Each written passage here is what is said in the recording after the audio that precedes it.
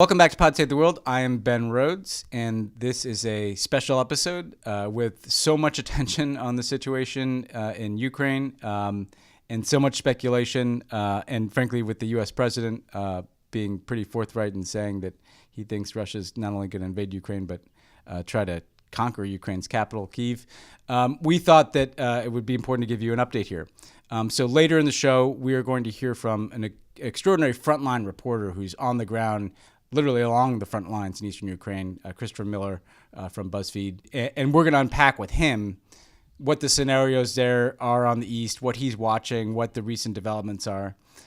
Because a lot of what has taken place in the last just couple of days, and I'm talking to you Saturday morning here, has felt like exactly the pretext for war that Vladimir Putin would set up in eastern Ukraine. So just to summarize here, because there have been a flurry of reports in the last day or two. The pro-Russian separatist leaders of these breakaway regions of Ukraine, Luhansk and Donetsk, have made a series of announcements. They've ordered the evacuation of civilians to Russia on Friday, accusing Ukraine of planning a large-scale military offensive. You saw women and children beginning to be bussed into Russia. And you also saw Vladimir Putin indicating that Russia was prepared to provide support, including 10,000 rubles to these refugees coming into Russia. And so that felt like there was some pre-planning behind this. There were also metadata that was analyzed of the videos that these leaders released that suggested that even though they were acting like they were responding in real time to events, that these videos were recorded as long as a couple days ago. So it definitely feels staged, definitely feels pre-planned, definitely feels like what the Biden team was warning about. This continued to escalate into today as those leaders called for a mobilization of all military-aged men in those regions. So if you're a guy from 18 to, I think, 55, you can't leave because you're being called up to serve in the war. If you're anybody else, I think, you can get out. Meanwhile, Russian television is kind of in a frenzy, reporting on ethnic cleansing, genocide against Russian speakers or ethnic Russians in eastern Ukraine.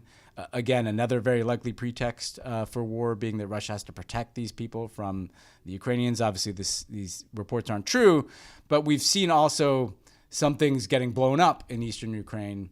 One, for instance, being the car of one of these Russian separatist leaders, it felt very much like a staged assassination attempt that they were trying to show the world or show on Russian television at least. So that's what's going on in eastern Ukraine that feels like this pretext. Meanwhile, Russian President Putin on Saturday presided over the test launching of 3 ballistic and cruise missiles that were part of what was called a nuclear deterrence exercise. So kind of flexing, reminding the world that Russia is a nuclear power. He was joined by the president of Belarus, President Lukashenko, kind of his supplicant in the room at the time. Should note, importantly, Lukashenko and Belarus officials are now announcing that Russian troops will not leave Belarus as planned under Russia's military exercises. So the idea that this has all been an exercise, nobody's even making that excuse anymore. The U.S. Defense Secretary Lloyd Austin said Saturday that he felt it's clear Russia had made a decision and was moving its military into positions to conduct an attack on Ukraine. He said, quote, "They're uncoiling and now poised to strike." The diplomacy continues insofar as there's diplomacy. And that a lot of center of gravity there has been at the Munich Security Conference, where Vice President Harris is leading the U.S. delegation, vowed in a speech that there will be swift, severe, and united response if Russia invades Ukraine, made mention of certain sanctions, including on Russian banks. Ukraine's President Zelensky flew to that summit. We'll see if he gets back into Ukraine, kind of a risky decision by his part. He kind of doubled down while he was there on Ukraine's desire to join NATO, so no indication that he is backing down on Russia's core demands. But the most dramatic statement, I think, of the last day was President Biden speaking from the White House late yesterday afternoon, in which he was as forward-leaning as he's been to date about what he thinks is happening. Let's give it a listen. We have reason to believe the Russian forces are planning to and intend to attack Ukraine in the coming week, in the coming days. We believe that they will target Ukraine's capital, Kyiv, a city of 2.8 million innocent people. We're calling out Russia's plans loudly and repeatedly, not because we want a conflict, but because we're doing everything in our power to remove any reason that Russia may give to justify invading Ukraine and prevent them from moving. Okay, so that was not a particularly caveated statement, and what he's describing there is the worst case scenario, which is a Russian invasion that's not just the kind of escalation in eastern Ukraine that I'll be talking about with Christopher Miller here in a minute, but rather the full-scale invasion, the toppling of the Ukrainian government, the conquering of, as President Biden reminds us, a city of nearly 3 million people, which would mean a lot of suffering, a lot of death. What are the key takeaways for me from the last 48 hours? Number one, it just feels like this thing is happening, and here's why. First, because as I alluded to earlier, this is precisely the pretext that Putin would use to justify an invasion. And you kind of you've heard everybody from Tony Blinken to Jake Sullivan to Ned Price, the State Department spokesperson, speaking about exactly these types of scenarios, kind of staged attacks in eastern Ukraine where the Russians control some space, right? So they can blow up some infrastructure themselves and claim that the Ukrainians did it, and then they can gin up their propaganda machinery. And if you're thinking to yourself and watching this is pretty hackish, right? Like these dudes are taping videos days in advance, and they're not trying that hard to make the pretext look real to independent observers, like you. I think an important thing to note there is that Putin may not give a shit how effective his pretext looks, right? I mean, I credit the Biden team for being out in front and putting all this information out to make it harder for Putin to run a play for a global audience that suggests that that Ukraine was somehow the aggressor. But we also have to remember that Putin may not care anyway. He may not be deterred in any way by the fact that the U.S. is putting out its plans, and the fact that they're going ahead with the exact scenario that the U.S. has already blown the whistle on kind of demonstrates that not giving a shit, and not giving a shit in general is one of Vladimir Putin's strengths and weaknesses. It is who he is, right? And so they seem to be running a play that they probably designed a few weeks ago in terms of claiming genocide against ethnic Russians and making some things blow up and having these Russian pawns get out there and say that war has come and we have to fight back, and inevitably probably call for Russian support. That's what's worrying to me about it, is just how much they're not adjusting their plans because they feel like they were outed. They're just doing what they were probably planning to do all along if they wanted to have a ramp into an escalation. So that's the first point. I think the second point is when the President of the United States says that we have information they're going to take Kyiv. That is not a statement he would make if that was not, I think, a high confidence judgment of the U.S. intelligence community. I just say that as someone who, consumed intelligence. It does not feel like he was speaking offhand or committing a gaffe here. The U.S. intelligence evaluates a lot of different things, and it's not just overhead imagery. It's intercepted communications. It's analysis of what is flowing to the border. It's probably analysis of what Russian groups like the Wagner Group, that's the paramilitary outfit that Russia's used in the Middle East and Africa. Are those guys going back to the region? Are they going into eastern Ukraine? Are there Russian intelligence agents inside of Ukraine? And what are they doing? What are the pro-Russian Ukrainian politicians doing?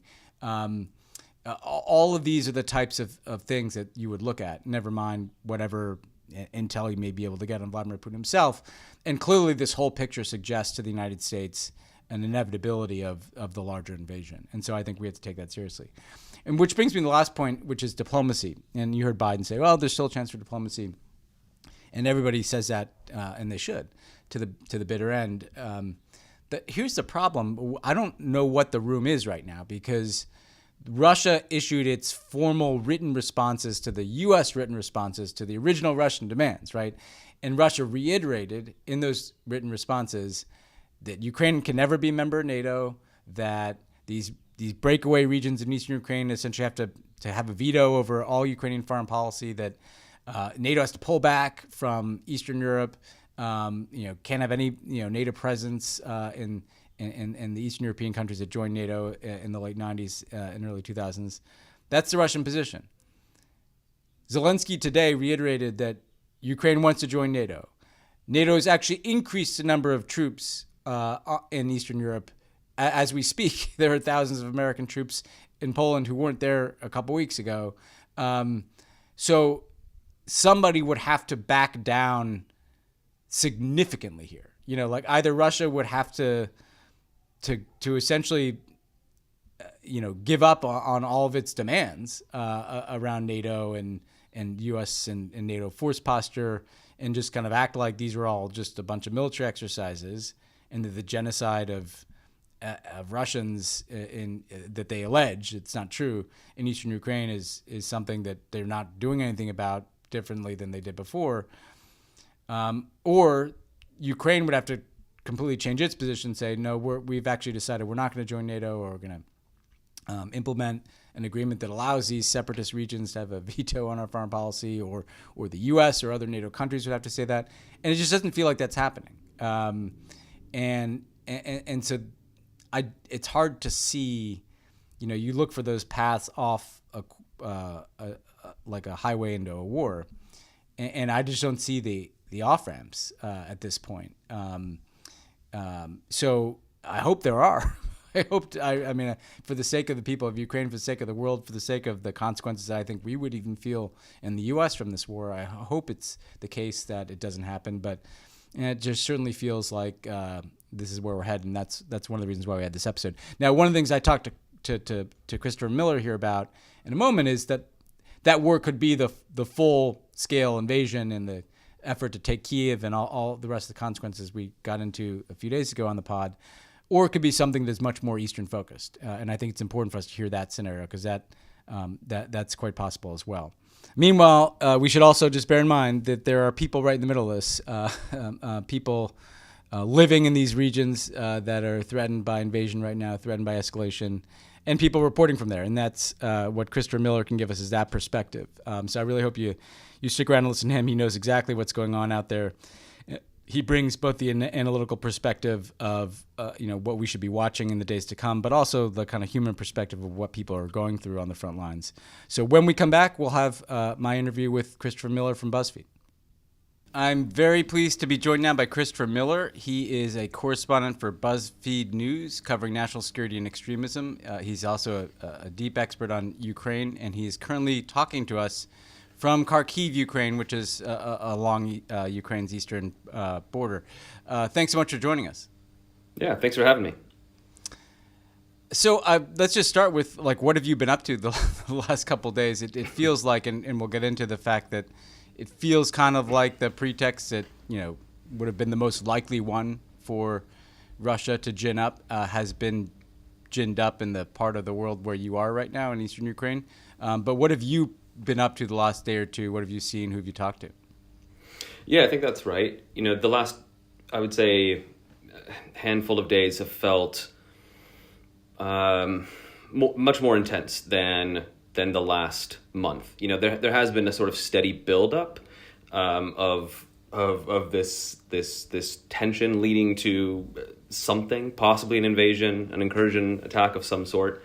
Certainly, and I've been back here after living here for 11 years. I've been back here now for almost a couple of months, and I've spent part of January on the front line, and then yesterday was back in the town of Marinka, which is just a few miles from Donetsk on the front line. And just between my first visit in this January and now, there's been a pretty steady increase in the number of attacks, artillery bombardments, the number of casualties on the front line. So we're seeing a pretty significant increase in fighting, which is different than we've seen in the past couple of years. I mean, throughout most of the pandemic, and even a few years prior, it's been mostly a simmer on the front line. The front line has been static. Trenches have been dug. The line has not really moved since these Minsk agreements were signed back in February 2015. So for 7 years now, it's been a war of attrition, mostly trench warfare that sometimes resembles World War II. If you throw in some new technology like drones and some higher powered weapons, some more modern weaponry. But in Marinka, speaking with the soldiers there, speaking with the soldiers in 3 other frontline towns in January, everybody is saying that since November, when this Russian military buildup began, that the intensity has slowly increased. And now we are seeing an amount of shelling and an intensity in fighting that is more close to the type of heavy fighting that we saw in 2015, 2016. We're not quite at the level of all-out war that we saw in spring, summer of 2014, which was really intense, casualties, deaths in the dozens, if not hundreds, on an almost daily or weekly basis. And hopefully we don't get to that point. But there are a lot of people who fear we're heading in that direction, that if Vladimir Putin does decide to launch an attack, things could very quickly escalate and go beyond even what was, what it looked like in 2014, which was, indiscriminate, multiple launch rocket systems, artillery that's decades old and very imprecise. There's a real fear here that higher tech weaponry and possibly even airstrikes could be used. And a lot of the talk among the military here has to do with the military materiel that the Russians are placing around the borders. For instance, I'm in the city of Kharkiv, like you mentioned. I'm only 20 miles from the border here. And just on the other side, you've got several battle tactical groups. These are battle-hardened soldiers that are ready for ground warfare. But you've also got attack helicopters in Belarus, which is just to the northwest of here, and in some places in Russia, also northeast of here. You've got besides these helicopters, you've got other attack aircraft, and so there is now this real sense of a major war looming in a way that the Ukrainians were much more skeptical about even weeks ago. Yeah. So tense, and in the last couple of days, what we've seen is the separatist leaders, and put that in kind of air quotes, but the Russian-backed separatist leaders of Donetsk and Luhansk. These are the 2 territories of eastern Ukraine that Russia's kind of de facto tried to not annex, but at least carve out from Ukraine and use it as leverage to control Ukrainian politics. Those leaders made statements that there was a looming invasion coming from Ukraine.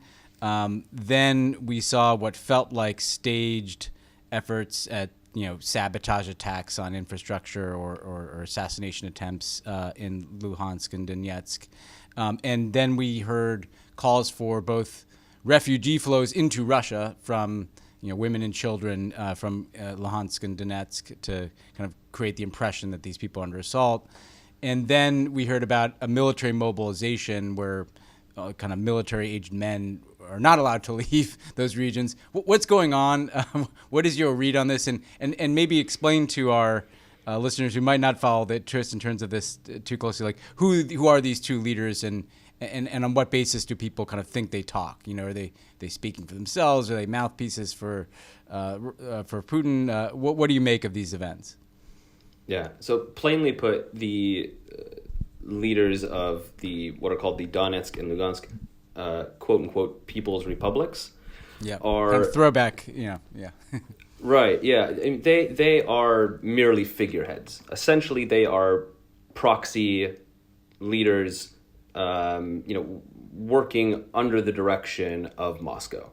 Yeah. They're not the first leaders to be at the heads of these self-proclaimed republics, which really are, just occupied territories that Russia does control. I mean, Russia controls every element of, everything that happens within the Donetsk and Lugansk areas that are not controlled by Ukraine. And just to give you a sense of scale here, that's about the area that's under occupation right now is about the size of the state of New Jersey, maybe just a little bit underneath. So this is a large, piece of land. These are not the first leaders. The previous leaders were assassinated under very murky circumstances. There are some people who believe Ukrainian special operations forces knocked them off, and there are others who believe that they had become a little too ambitious and that Moscow may have done away with them themselves. And so the leaders that we see now in Donetsk and Lugansk are people that have been handpicked by the Kremlin because they can be controlled. They're not ambitious. They merely want to behave as though they're these heads of states. In reality, these states are totally fictitious. Nobody in the world recognizes them, and Moscow controls every facet. And what we're seeing now in all of these reports that you mentioned about mass evacuations and attacks from the Ukrainian side on these territories are pretty classic examples of these disinformation campaigns that Russia and these republics use to try to paint Ukrainians as the ones that are wanting to go on the offensive, as the aggressors. They use words like genocide and toss them around like pretty willy-nilly. They say that Ukraine and the Ukrainian military is conducting a genocide of ethnic Russians and Russian-speaking people, and that is because Russia has handed out Russian passports to several hundred thousand people on these territories, and a vast majority of the people in eastern Ukraine speak Russian as their first language. Ukraine is a bilingual country, at least. And we should make clear that is not happening. No, correct, and that's what I was going to say. This is not happening. Like these are false flag operations. This is disinformation, and all of it is being done in order to try to create a pretext for a potential Russian invasion, a new Russian invasion.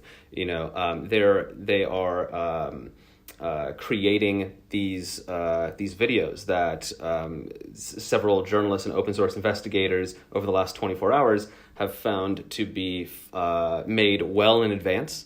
The videos are being posted, and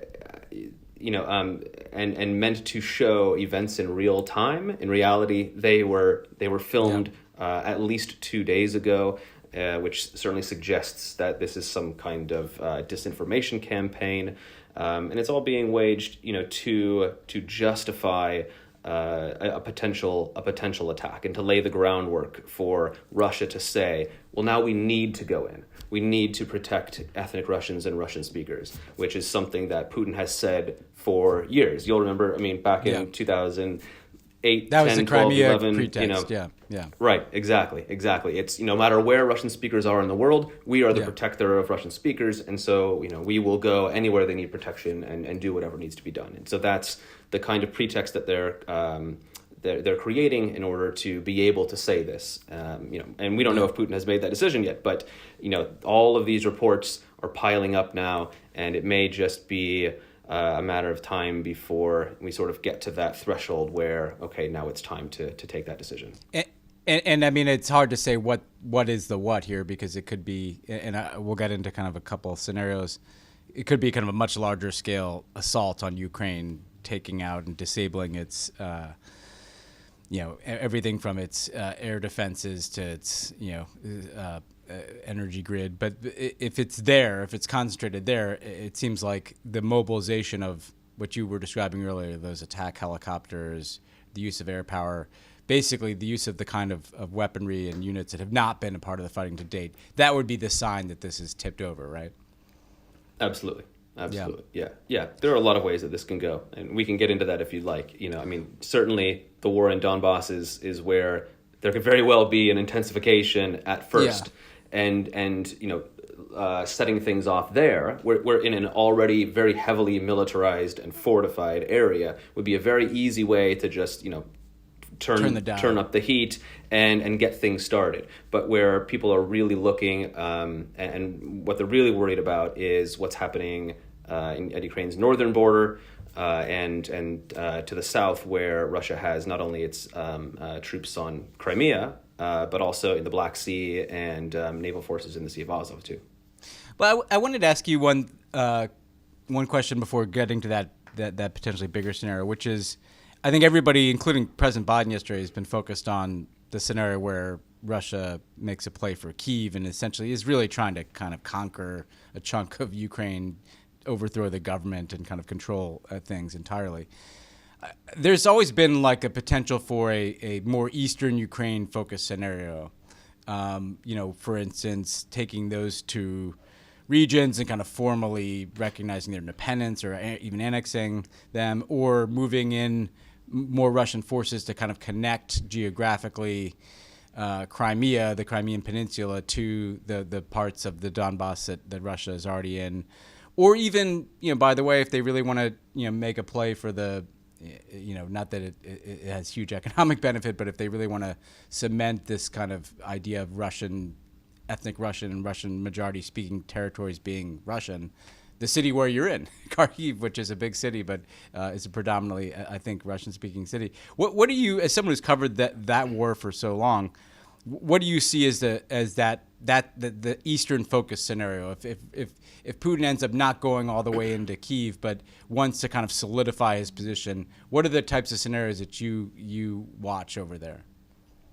Sure, there's what many people would consider the sort of like low-hanging fruit of these options, and that is just to really turn up the dial in eastern Ukraine, where there already is a war in these regions of Donetsk and Lugansk, and extend the territory there that is controlled to the full border, to the full region of Donetsk and Lugansk. Right now, if you think of Donetsk and Lugansk, they're called oblasts. If you think of them as states, right, about half of Donetsk and Lugansk states are occupied by Russia-controlled entities, and the rest are under Ukrainian-controlled entities.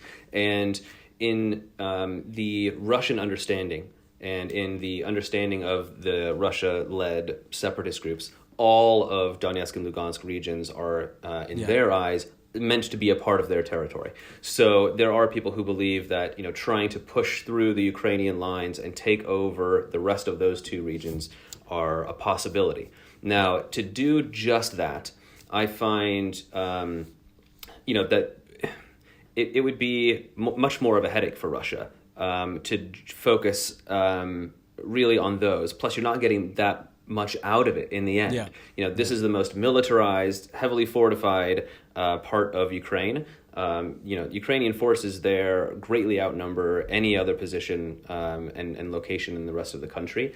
And there's not a whole lot left in Donetsk and Lugansk oblasts that would really be worth taking. The main key focus in Donetsk would be far, far, far to the southeast in the city of Mariupol, which is this really important port city for Ukraine that would allow Russia to then push a little further west toward Crimea, and its Crimean forces to push east in order to create this land bridge. So if that is the goal, then we will see a lot of action in the south.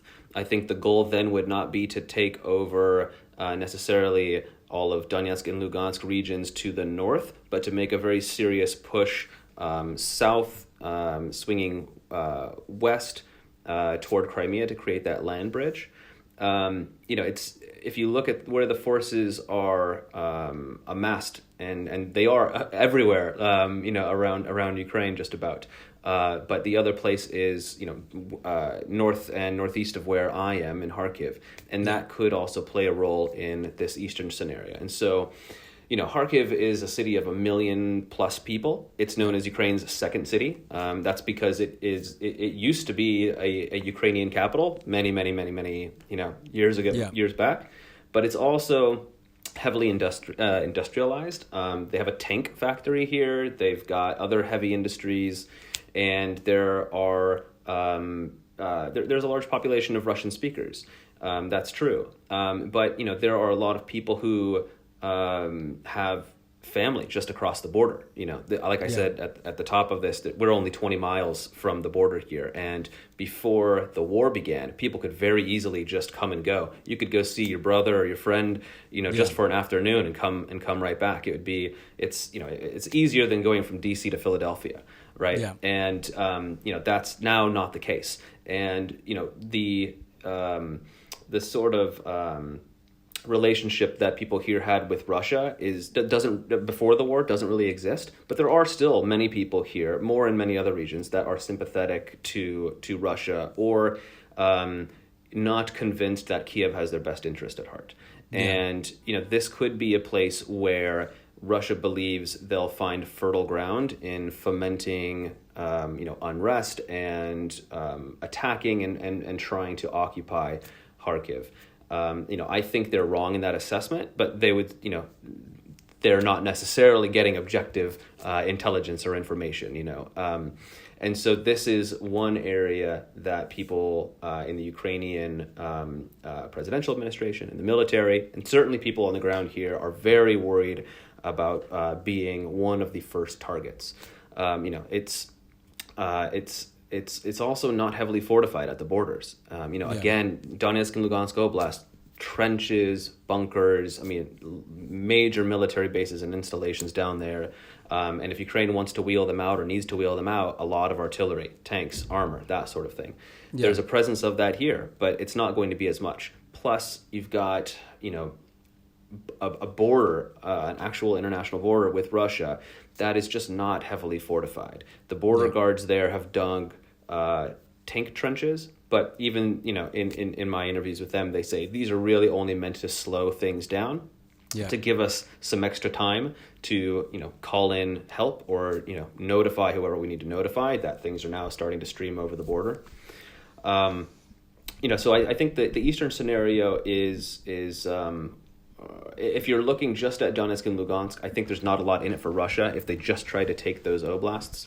If the goal is to create that land bridge to make things easier for the residents of Crimea and for Russia to have better transport there, to help funnel water there, and for other various strategic reasons, then I think that point in the south is going to be key.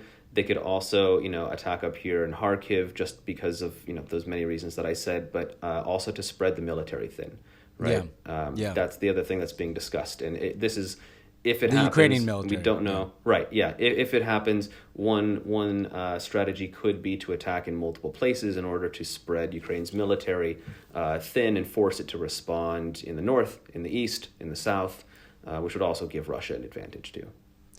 So I wanted to ask you, as someone who's kind of been there for, really since, off and on, but for the bulk of the time since this all started in 2014, we've got people at the Munich Security Conference, including President Zelensky, making speeches.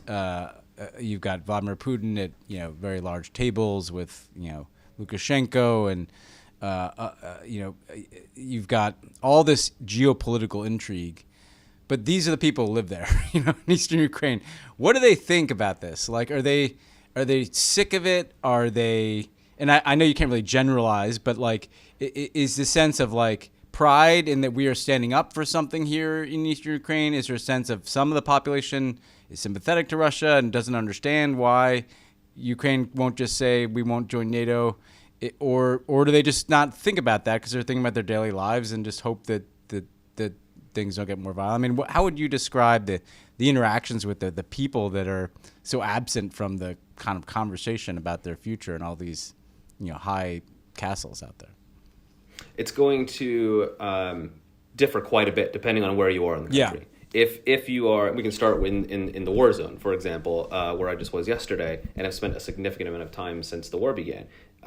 People in eastern Ukraine are tired of the conflict. They want peace, and if I would say a majority of people you speak to on the ground will say they want peace on any terms. Yeah. They've been living with war for 8 years, and that doesn't mean the occasional shell falling nearby. Like, it is a militarized area. There is no local civilian government. It is a military government. They have to cross checkpoints every single day to go to the grocery store, to go to medical appointments.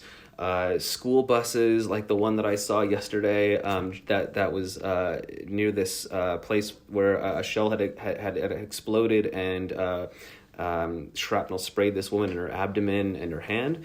Have to travel through checkpoints and through a street that is known as Sniper's Alley. And there was a school bus with like 20 some odd children, and I found that really jarring. Like I was pulling out of the city shortly after an artillery bombardment, and there's this bus full of kids driving by.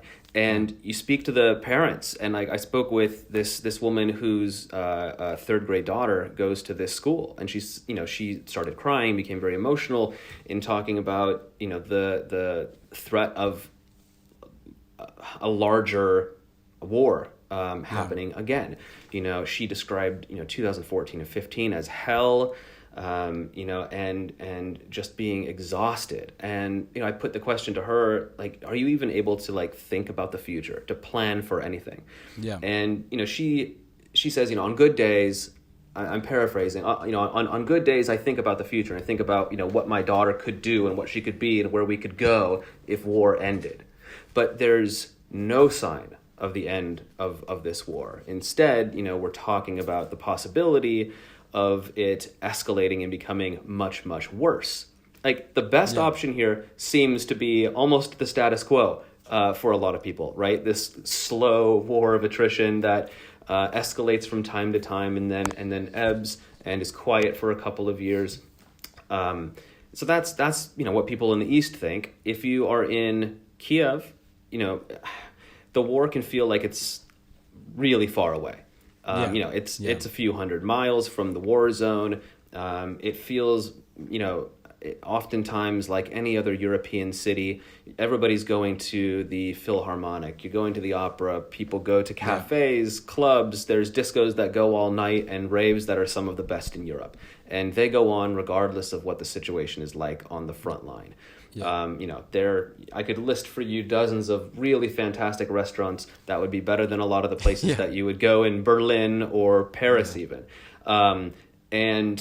These days, it's getting a little bit more tense. Like people are going to firearms training. They're learning first aid. They're learning self-defense. They're packing go bags so they can leave at a moment's notice. Yeah. At the same time, they're calm. They're not panicking, and they are worried about what may or may not happen, but they want peace on Ukraine's terms. They don't want peace at any cost. They really do not want the West to push it into some kind of agreement with Russia. That would mean very serious concessions. That would mean pro-Russian politicians controlling the country, or the territories of Donetsk and Lugansk in the east having some sort of veto power over what happens in the country's parliament. Yeah. And, so they are ready to fight and resist. And I'm not talking solely about the military, but civilian people who are forming these territorial defense brigades, which are essentially just unofficial militias, even though there's now some control over them through city administrations. But their mood and views on this are a little bit different. And then the further west you go, the more like staunchly European you get. Like Lviv is this place where many people believe is safe haven and will go largely untouched if there is a large scale Russian offensive. And it's right That's there where on the the US border embassy of Poland and Hungary. Correct. Yeah. So the U.S. embassy's this small core team is now based there. Same with the U.K. Several other Western embassies. There are some international companies that have moved over there, and there are some Ukrainians who are packing up and leaving the east or the northeast where I am, or even in Kiev, and moving west to just temporarily relocate for a little while. And they are, I would say, even very anti-Russian, certainly anti-Putin, very patriotic, nationalistic in their viewpoints, and they certainly want peace solely on Ukraine's terms. They are worried about what might happen, but they also feel as though they're very far away from the war. And I was just over there, and there really was quite a difference, even from Kiev, in western Ukraine.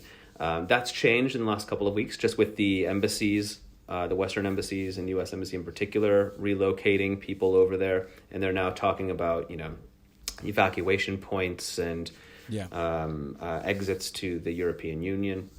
So hopefully that gives you a little bit of a perspective of how things kind of swing east to west. There is a scale, and Ukraine is a really complex and much more diverse country than I think people give it credit for, and there is no real easy way to sort of generalize things here. So the last question for you is, you clearly have like an investment in this place. You spend a bunch of time there. You clearly must know a lot of people there. What are your emotions like at this point, and what are your plans, if things do escalate? I mean, put this in the context for someone who's, who may not know much about Ukraine. Like, why have you felt so attached to this place, and what's it like having felt that attachment to be in the moment that you're in? Yeah, I mean, I'm certainly really invested in the story. I've been in Ukraine since March 2010. And I've made my career here. I've made a lot of friends here. I would really like to see this story out, and that could be a year down the road or many years down the road. I am so invested that I do hope at some point I will see some kind of resolution to the conflict. I try to really focus on my work. That's not to be. At the same time, like I'm not cold. I'm not stoic in the face of this. It does affect me, and there are days where I feel it a lot more, and I have to take a few deep breaths and just remember to sort of consider where I am and the situation that I'm in. I'm also not alone here. I have a small team, that includes a fixer and a driver and a photographer, and I have to think about their safety. And so even if I might want to rush to, someplace east or north to cover something, I have to consider, the other people with me and what kind of danger and risk that poses to them. Something that's gotten to me a little bit more in the last couple of weeks is a lot of my Ukrainian friends reaching out to me for answers. What do you know that we don't know? What is going to happen? Where is it going to happen? How can we prepare ourselves? For the most of the last few months, Ukrainians have been very calm. They haven't panicked. And if you speak to them about the latest Russian threat and the Russian buildup, especially in the context of Washington's messages and Western news coverage, they would kind of, toss their head back, scoff maybe, and say, look, we've been living with war for a long time. We know how to deal with this. Just let us do our thing. But something shifted in the last week, maybe a little bit more. And they're really starting to, I think, to grasp the severity of the situation. Or, I mean, most of them knew that this was serious. But I think this, maybe feeling as though we're edging much closer to something, and the chances of it happening rising. They're getting nervous. They're calling me, they're writing me and asking, what should we do, with any advice. And it's been tough to say, I really don't know. I don't know what's going to happen, and I don't know what you should do. I think you need to think about what's best for you, and what is best for me is going to be very different than what is best for you, because I'm not trying to leave. I'm not planning an evacuation unless things get so very bad that I absolutely need to find a way out. My role in this is to stay here, to observe, to report, and to stay alive and all of that. I'm not a Ukrainian. I'm not a civilian. I don't have roots here, and I tried to make that as clear as I can to my friends, and provide them at least with the information that I can. but ultimately it's up to them. And I think that's been one of the hardest things in the last couple of weeks that I've had to deal with. I bet. Well, look, we appreciate you giving us your perspective, and stay safe and well out there as you can, and maybe we'll keep in touch here. Yeah, let's do it. Thanks for having me. Thanks. Thank you to Christopher Miller for giving us that perspective. You can follow him not just at Buzzfeed, but he's a good Twitter follower at Christopher JM. Thank you for tuning in here. We'll be back at our regularly scheduled program with, I'm sure, a lot more to talk about in a couple of days. See ya.